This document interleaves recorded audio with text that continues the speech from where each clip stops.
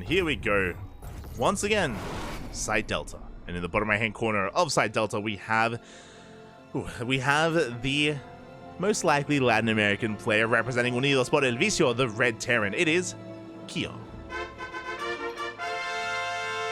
Not to be confused with Quito in the chat, who I did notice. And spawning in the top left hand corner, we have his opponent. We have the American Zerg player, the Blue Zerg, representing himself. It is Sir Mix-a-Lot, aka Sylor. I should fix that, actually.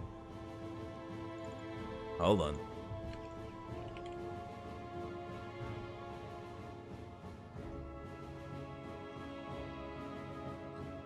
One momento. There we... Bam! There we go. Alright. Just so things can be a little bit less confusing. But yeah, we are getting into our openers here. Sylor looking to go for a hatch gas pool is going to be delayed here by the SCV. This is pretty huge, actually. A big delay on the expansion is finally thrown down, but Gil already throwing a wrench in the works. He's going for a low ground Rax. This is looking like a 2 Rax opener here from Gil. Could be a Rax factory. That is another variation that is viable and is available here for our Terran player. So we'll see how he does open up. Again, Sylor just going for a hatch gas pool, a delayed opener, but a standard opener nonetheless. Just a little bit delayed here because of that SCV. And back at home, it is going to be a Rax into factory. So this is the quote-unquote special opener. It's something that Special does. I want to say Gumiho has whipped it out a couple of times as well. Cure has also experimented with this, but Special is the one who, again, pioneered this opener. Going for the low ground setup does allow you to wall off and get a more secure natural base early on. Again, this is ideal on a map specifically like Side Delta, where you have a ramp leading into the natural. So you can be a little bit greedy and you can, again, throw down a wall in such a fashion, as we're fully walling off here on top of the ramp. Again, this is very unique to this map specifically, and maybe Radisson Station. On some of these other maps, again, the production is that much more exposed, and you are vulnerable to a roach push. Like, roach aggression can punish this, just because when the Roach Ravager rocks up, it doesn't just deny and threaten your natural, it denies and threatens your production. And that's game, essentially. But there's the add-on swap. The Overlord does confirm this. Does also confirm the delayed CC. So very fast Hellions are on the way. CC now on the way, but a very delayed base here from Gia. And we're not getting into Hellions, we're getting into Cyclones. Also, this is misplaced. Oh no! The wall is a little bit of a mess. It's a little bit disjointed. Second factory. Of course, it's going to be mech. It is going to be mech here for Kia. Lings are rocking up. They're going to be applying some pressure, but the Cyclone should come out in time, and Kyo should be able to hold. The Lings have arrived. Cyclone does reveal itself. The other important thing is that Sylor, he did just scout the tech. He just saw the second factory, so he's aware of the mech coming his way. And he needs to be droning. He needs to be droning as much as he can. He's a little bit supply blocked, which is unfortunate. But should be saturating his bases, looking to get into a Roach Warren. Alternatively, you can go Ling Hydra. It is a little bit more difficult, but Ling Hydra is also a possibility here as the wall's not a wall. The Rax gets floated, the Lings, they get into the main base, and we do delay the add-on swap. We delay the factory. Nice moves here from our Zerg player. There we go. Factory is going to be repositioning. Roach Warren is on the way. Lair as well. And again, Roach Warren makes plenty of sense. Ling Roach Ravager is kind of what you... Or Ling Bane Roach Ravager is what you want against, especially a... battle mech composition. Mainly Ling Roach Ravager. As we do have that Cyclone upgrade on the way. I believe it's called Hurricane Thrusters. Cyclone Speed, essentially. For the time being, we are going Mass Cyclone Hellion. But Kyo, he's stuck at home. He isn't being too active. I do think he could have been a little bit more adventurous when it comes to hunting down some of these Overlords. But Kyo has been taking a more defensive position instead. And Sylor back at home has just been saturating his bases, taking his gases, working towards his lair. Baneliness is on the way, so again, Ling Bane Roach Ravager should be the composition of choice here for the Zerg player. It's going to be on Gio to be active, to push out, to try to apply some pressure here. He has to be careful not to overextend. Has to be careful not to push too far into creep. Oh my god, that's the third CC on location. Oh my, the greed! The greed, papi. That's gonna be a third CC on location here for Kia. And we'll see if we can get away with it, as that's what? That's Stim. And that's a second Rax. And that's a oh. Okay, so it's gonna be a double factory opener with Hurricane Thrusters, and we're not going into mech, we're building up a marauding force of Cyclones and Hellions, and we're transitioning into Bio. This is not really a thing. I do love it, don't get me wrong, I love these hybrid styles. The reason why I'm a little bit critical of this, and the reason why you don't see this at the highest level of play, is because you're investing into an army and you're investing into upgrades and you're delaying upgrades. That's the more important thing. You're delaying Stim, you're delaying your Bio army, Medivacs as well, in favor of something that isn't really going to scale well into the mid game. It's this army that you're not gonna refine or build towards. So very middle of the road, and again, as a result, the Bio force is going to be that much weaker. There's no eBays, there's no 1-1. Again, late Stim, late combat shields, late concussive shell, late Medivacs, all delayed because we invested so heavily into these Cyclones and Hellions. And I wouldn't be so upset about this if we had done something with this. Like, we've just been defending back at home. Finally, we're moving out. I hope we're moving out. It's like, we need to achieve something with this army, otherwise we're just delaying ourselves and we're just putting ourselves behind. Back at home, Sylor, he's droning up to 60. Just under 3 base saturation, 4th base is on the way, creep is spreading.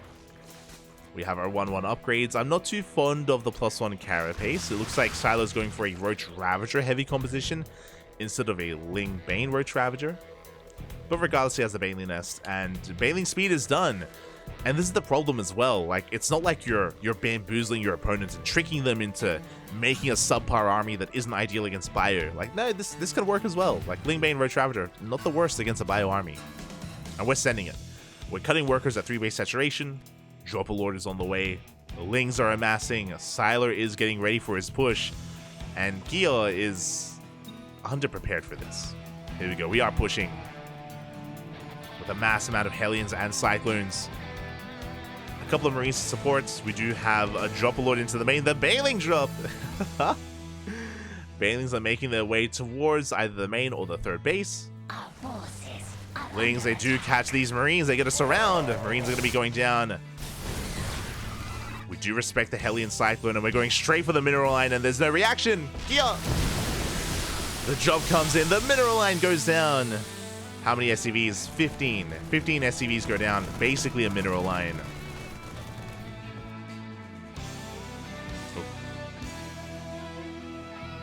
From here, Kyo, he's pretty committed at this point. Sylor, he's joined up to 80 workers. We have a Spire on the way.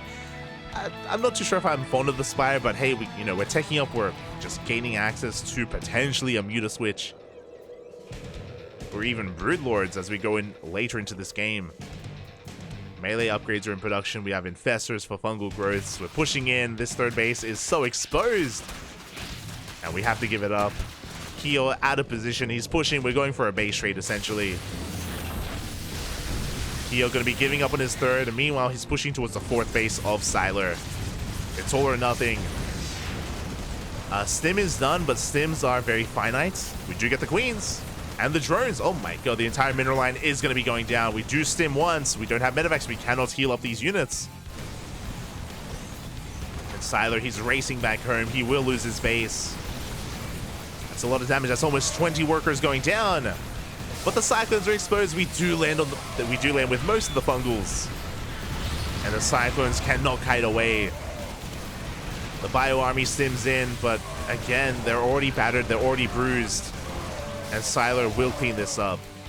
He denies the 3rd, and he cleans up the army. What is there left? Keo, he has a 4th base that's on the way. He's attempting to resaturate his bases. He's making a couple extra Cyclones. Not too fond of that.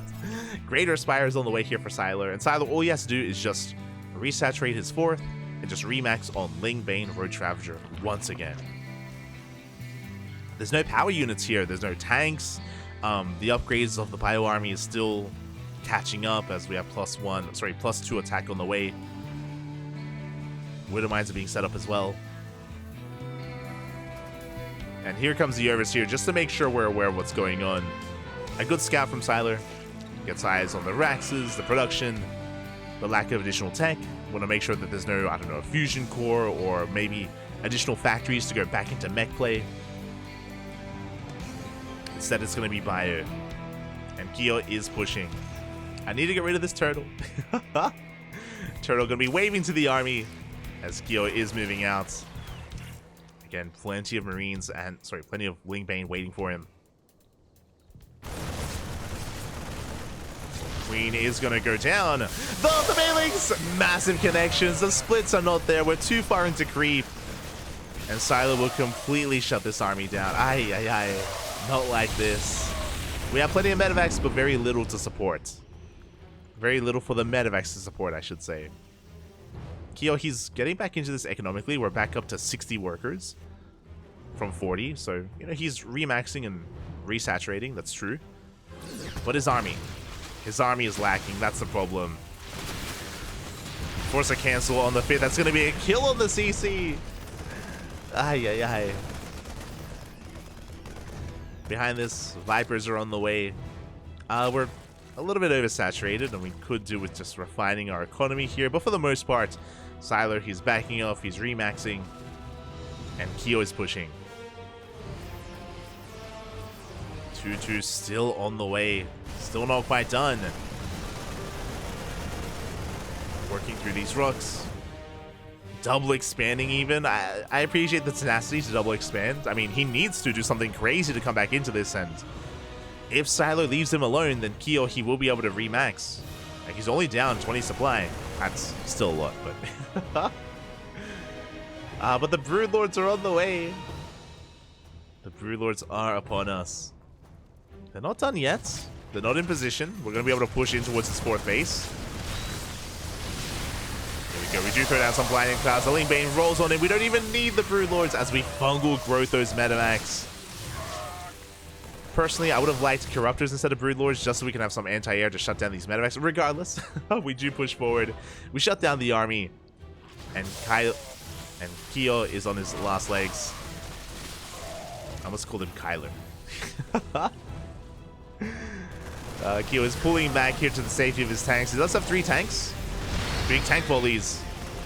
But here come the Broodlords. Here come the nail in the coffin. We have no answer. No Vikings, no ghosts. We have some Marines, but diving on this army is going to be difficult. We push in. He's going for the dive. The Fungals connect. The Road Ravagers here to support. We get 1 Broodlord. 1 Broodlord goes down, but the rest stand strong. Additional Broodlords are on the way.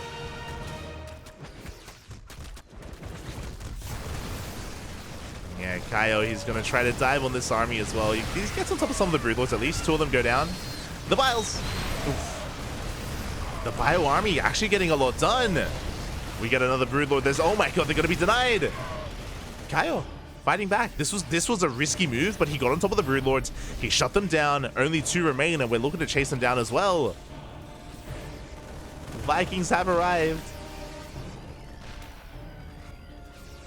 Kyo, he's still in this. The Broodlords do make it out, though. And behind this, the economy is still looking strong. We have an Ultra Cavern on the way, 3-3 as well. I do think that if we just focus on a ground-based army, we could have enough. We don't have to spice things up too much with Broodlords, but the Broodlords are on the way. They'll be harassing this 4th base. Vikings will need to respond. You can see that Kyo, he has actually tied up the supply here. He has evened things up. But it comes down to the quality of the army. And the reality is that, again, against Broodlords and Ultras, we need Ghosts. Ghosts are required, and there is no Academy. There is no Ghost Academy here. God, we're just doubling down on Mass Marine. Aye, aye, aye. More Marine, Papi, more Marine. Things are coming. The tanks are exposed. No.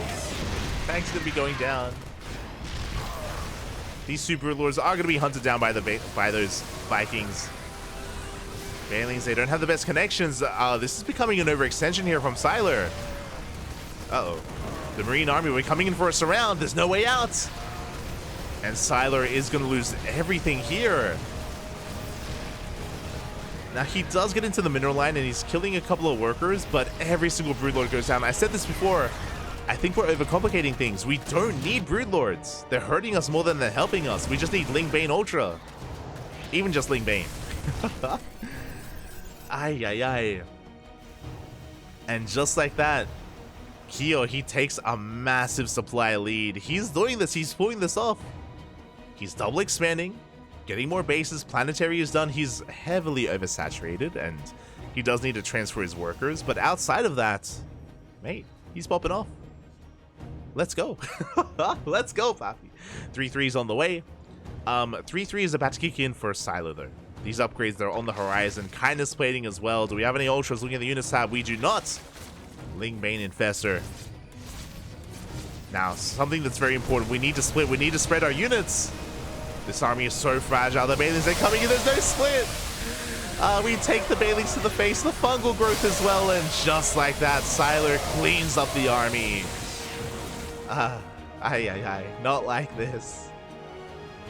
Yeah, we don't even need to stutter step. Just splitting the army, or pre-splitting the army is good enough, but alas, we did not have that. Just like that guy, he plummets in the supply. Here, not like this. You were doing so well. You were doing so well, Papi. Base is going to go down. We force a cancel. Again, still heavily oversaturated. 32 workers here at the third. I mean, to be fair, there's nowhere to saturate like this. We're fully saturated everywhere else. I mean, we could take the gases. As SCVs are going down. Nidus into the main base. I missed all this chaos. We have 10 ultras in production. 10 ultras. Ay, ay, ay. Not like this. Kyo, he's also struggling when it comes to gas. We need gas geysers. He has almost zero gas in the bank. We need to saturate. We need to take them. Without them, his production is being camped. Without them, he can't afford something like Ghost. He can't afford a higher tech army. That's why Kyo is making almost purely Marine. That's all he can afford. +3. +3 is not going to get denied. And here we go. The Ultras, they have arrived as well. We're pushing forward. Catching the army. It looks like with the Ultras, instead of the Broodlords, this should be enough for Sylor to break through. Big fungal in the army. The SCVs are being pulled, no, into the Ultras. Big swipes go off. SCVs go down. And GG. Oh, not GG. GG gets called. Sylor, after a back and forth, after overextending, and likewise overextending, his opponent overextended as well, Sylor will take the game. GG.